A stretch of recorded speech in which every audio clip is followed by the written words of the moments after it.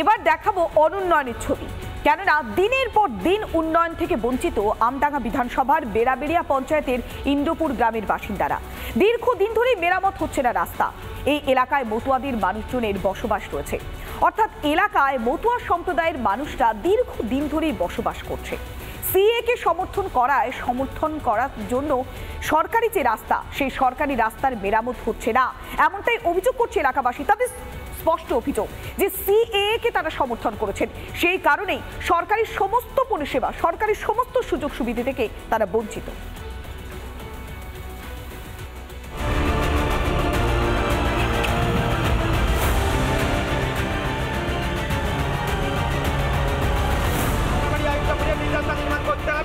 Placard হাতে বিক্ষোভে সামিল মতুয়ারা। খানাখন্দে ভর্তি প্রায় 4 কিলোমিটার রাস্তা।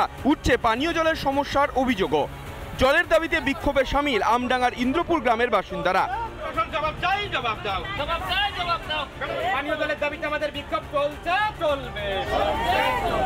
এই যে রাস্তা দেখে মনে হচ্ছে কোনো খানাখন্দ, কোনো মাঠের রাস্তা, কিন্তু তা নয়। এটাই একটা পাড়ার রাস্তা, যেখান দিয়ে অর্থাৎ এই যে ইন্দ্রপুর এলাকায় এখানে প্রায় 3 থেকে 4 হাজার মানুষের বসবাস। এছাড়াও প্রায় 7 থেকে 8টি গ্রামের মানুষ, তারা প্রত্যেকেই এই রাস্তা দিয়ে প্রতি মুহূর্তে তারা যাতায়াত করেন, কিন্তু কোনোভাবেই তাদের সুরাহা হয় না।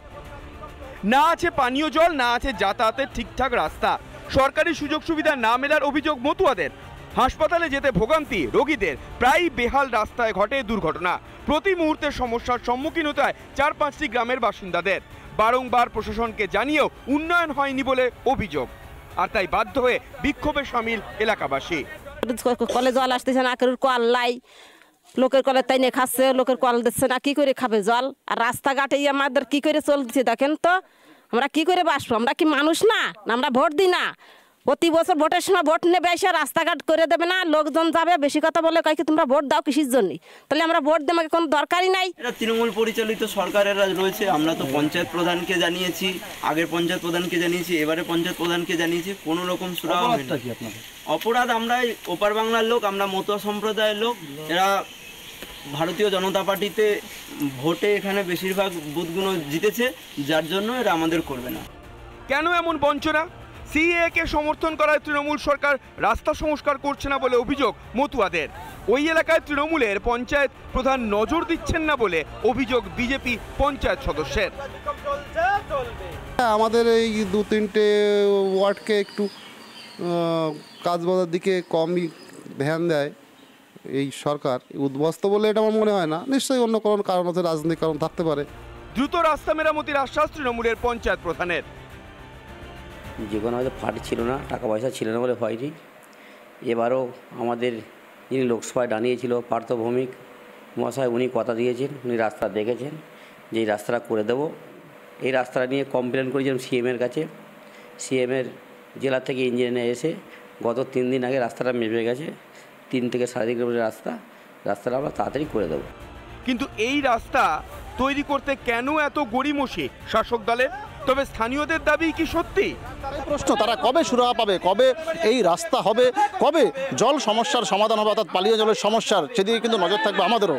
উত্তর 24 পরগনা থেকে টিটপ বিশ্বাস, রিপাবলিক বাংলা। রাস্তার সমস্যা, জলের সমস্যা, একের পর এক অভাব অভিযোগের ছবি দেখাচ্ছিলাম। তবে এবার যে ছবি দেখাবো তাতে আপনাদের মনে হবে সত্যি ইচ্ছে থাকলেই উপায় হয়। কেননা তীব্র গরমে হাঁসফাঁস দশা সকলে। স্কুলে খুদে পড়ুয়ারা কিভাবে ক্লাস করবে তা নিয়ে চিন্তায় ছিলেন অভিভাবক থেকে শিক্ষকরা প্রত্যেকেই। তাই তো পড়ুয়াদের কথা ভেবেই বিদ্যালয়ের শিক্ষকরা নিজেদের উদ্যোগে ক্লাসে বসালেন এসি। আর তার জেরে উপস্থিতির হার বেড়ে দ্বিগুণ। নদিয়ার হবিপুর বেহারাপাড়া প্রাথমিক বিদ্যালয়ের এই ঘটনা রীতিমতো চোখে আঙুল দিয়ে শিক্ষা দিয়েছে।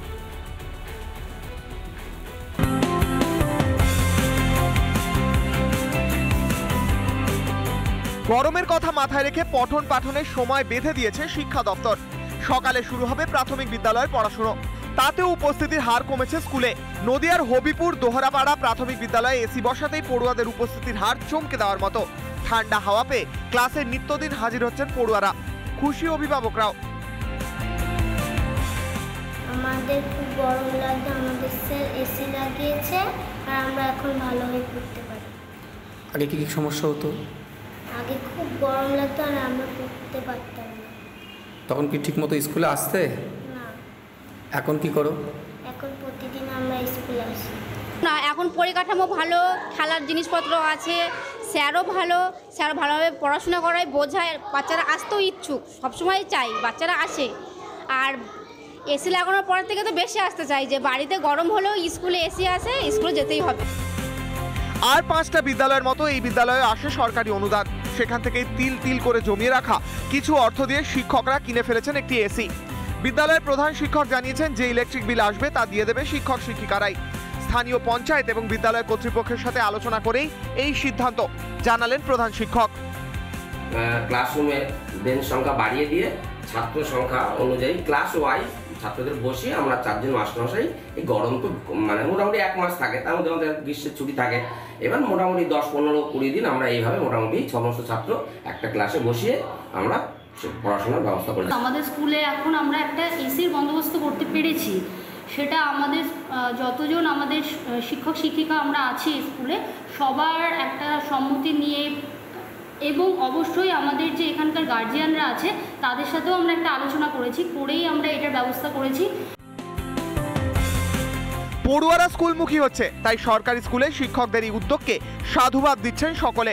নদিয়া থেকে পলাশকান্তি মণ্ডলের রিপোর্ট, রিপাবলিক বাংলা। একদিকে দেখাচ্ছিলাম শিক্ষকদের উদ্যোগ, যাতে পড়ুয়ারা ঠিকভাবে ক্লাস করতে পারে, গরমে যাতে কষ্ট না হয়, সেই কারণে তাদের উদ্যোগ। আবার অন্যদিকে দেখুন, হবু শিক্ষকরা পথে নামছে। মালদায় বিক্ষোভ দেখাচ্ছেন চাকরি প্রার্থীরা। মালদা জেলা প্রাথমিক বিদ্যালয় সংসদের সামনে স্লোগান তুলছেন তারা। প্রাথমিকে চাকরি প্রার্থীদের 2 মাসের মধ্যে নিয়োগের নির্দেশ দিয়েছিল হাইকোর্ট, কিন্তু তার 1.5 মাস পেরিয়ে গেলেও শিক্ষা সংসদের তরফে কোনো উত্তর পাওয়া যায়নি বলে অভিযোগ চাকরি প্রার্থীদের। 2009 সালে জেলায় প্রায় 300 জন প্রাথমিকের চাকরি প্রার্থী উত্তীর্ণ হন, তাদের নিয়োগের নির্দেশ দিলেও এখনো হয়নি নিয়োগ।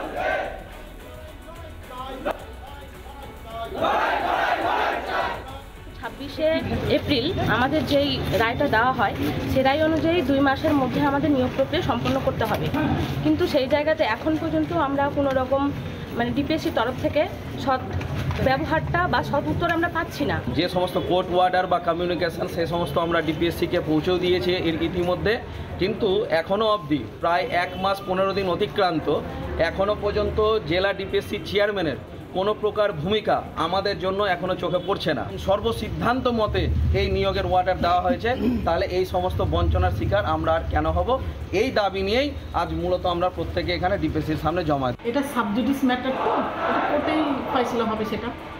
আবার ডিপার্টমেন্ট থেকে কিন্তু আমাদের কোনো আমরা পারমিশন এখনও পাইনি। ডিপার্টমেন্টের একটা পারমিশনে অ্যাপ্রুভাল না হলে তো আমি অ্যাপয়েন্টমেন্ট লেটার দিতে পারবো না, পারমিশন তো দরকার। ডিপার্টমেন্টের সঙ্গে আমাদের তো সবসময় আমাদের যোগাযোগ আছে, আমরা তো রেডি আছি। 15 দিন কেন, 2 দিনেই করতে পারবো, আমরা রেডি আছি।